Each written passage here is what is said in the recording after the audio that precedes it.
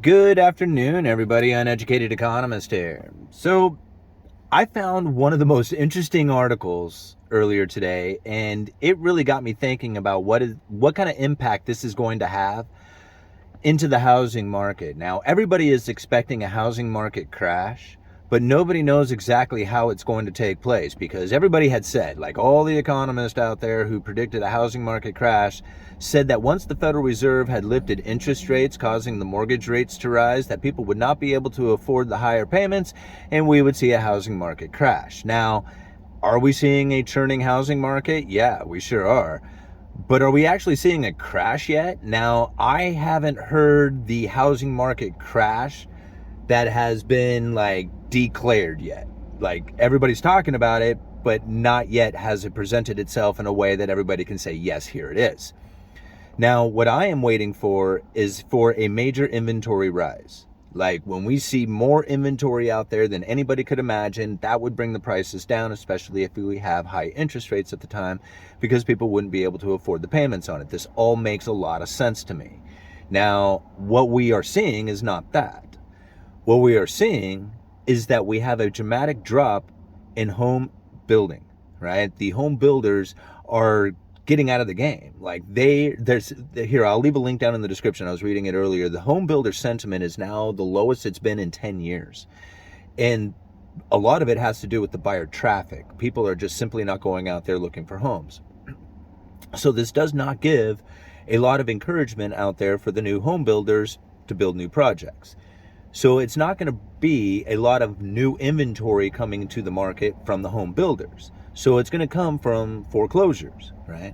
Now, in order for there to be a lot of foreclosures, I would have to assume that we would have to see a fairly decent rise in unemployment. And although we are starting to see a lot of layoffs taking place, we haven't necessarily seen the rise in unemployment that would cause the people to not make their payments and then have their houses foreclosed on them.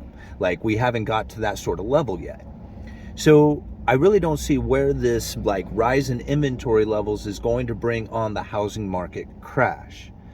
Now, something I do find interesting right now is that we have a very low amount of mortgage issuance. And this is something to think about because it's doing a couple of things to the markets. If you have low mortgage issuance, not only from the lack of refinancing, but then the lack of new home sales, right? People aren't buying new houses or just taking out new mortgages, and then they're not refinancing. This puts a burden on the mortgage industry. Think about this for just a minute here. During the pandemic, people were told to stop making their payments, or that they could stop making their payments. They could have made it if they wanted to, but they didn't have to. Now, a lot of people don't know exactly how the payment systems work. And to be perfectly honest with you, I'm not exactly 100% clear on it myself because it is a little complicated. But when you make your payment, you're not exactly making your payment to the person who owns your loan, who owns the debt.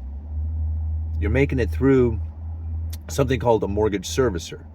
So when you make your payment, you're making it to a company who is then going to take that payment and continue on with it to the individuals who own your loan, right?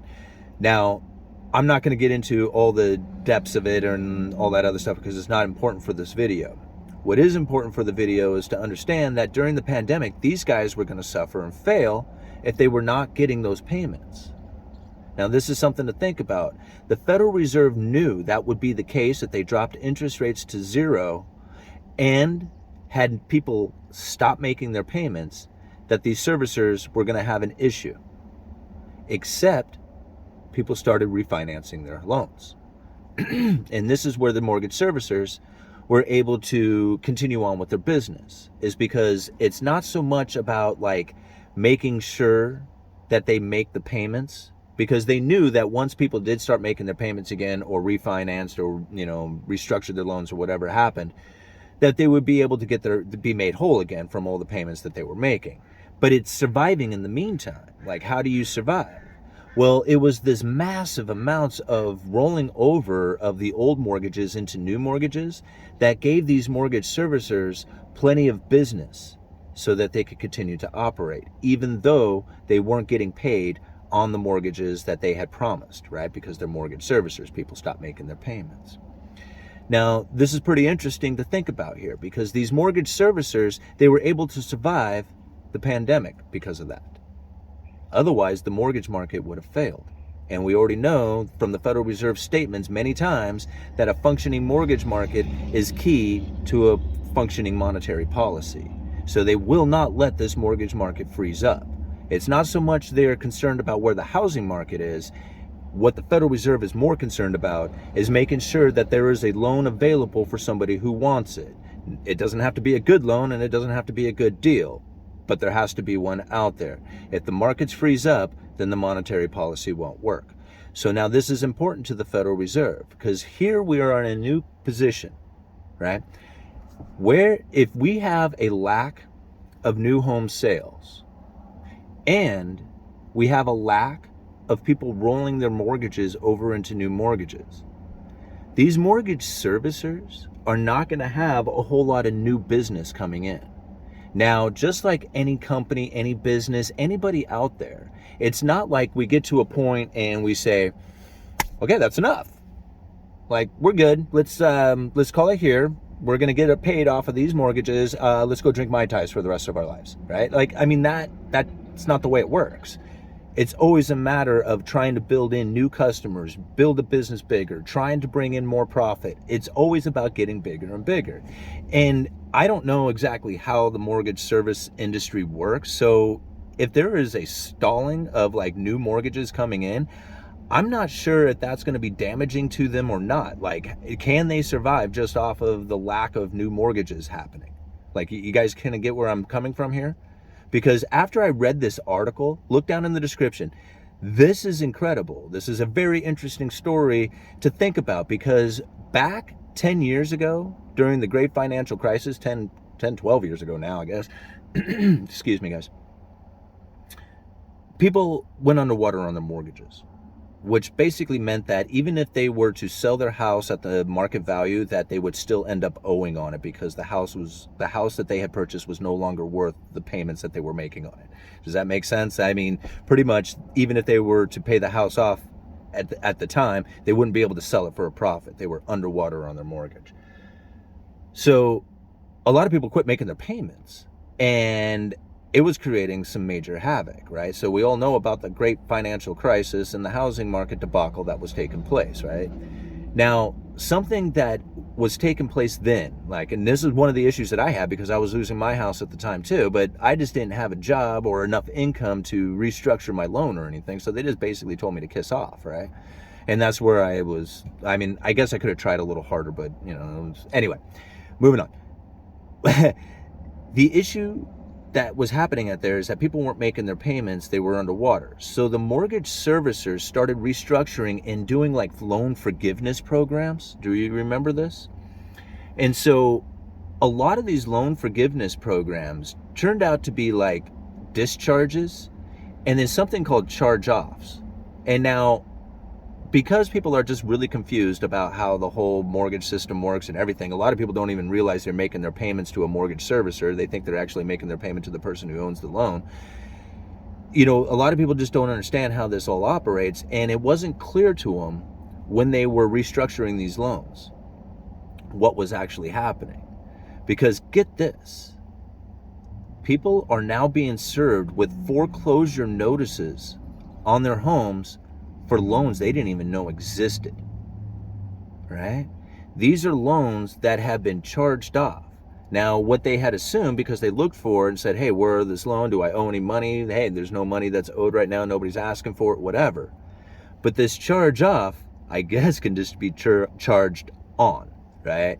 And now they are asking for the entire principal and interest payments that were made over the last, or should have been made over the last 10 years on a loan that was assumed to be forgiven or forgotten or dissolved or something.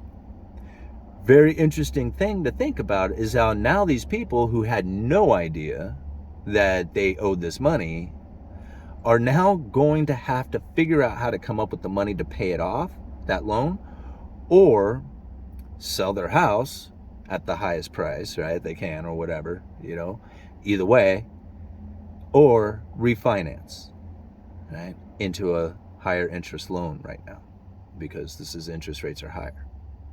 Now, I thought this to be very interesting story because I was trying to wrap my head around what has taken place here. Now, I think about a mortgage servicer who has these loans sitting idle that nobody knows about. Think about that for a second. Nobody realized that they owed this money, right? And it must not have been talked about a whole lot until now, because like if you think about it, if this money was owed and the house sold, like if somebody had one of these charge off loans that they didn't know was on the house and they sold their house, you would think that the person who had that part of the loan would say, hey, you owe me some money, right? There would be like a lien against it. So how it is that these things exist and nobody really knew about it or just didn't talk about it is really kind of beyond me, right? But yet here's this article talking about this very scenario. So now I'm thinking, is it the case right now that these mortgage servicers who happen to have like a pool of these things just sitting idle, waiting for a moment in which business had turned down so much from the lack of refinancing because of high interest rates and the lack of new sales because people don't want to buy houses right now, they need business. And what better way to make business than to force it upon them, to say, hey, guess what? You owe, so either refinance, come up with the money, do something, but we need our money right now. And this is a way to generate a mortgage market, like force it upon these people. This is an incredible story. I'm still trying to wrap my head around it, but I just really I was taken back by this one. I did not expect this kind of I didn't expect these kind of stories to come up from this. So anyway, I would love to get you guys' opinion on this one. I think this is a great one. We may even try and do a live stream later on this. All right, Uneducated Economist, you guys let me know.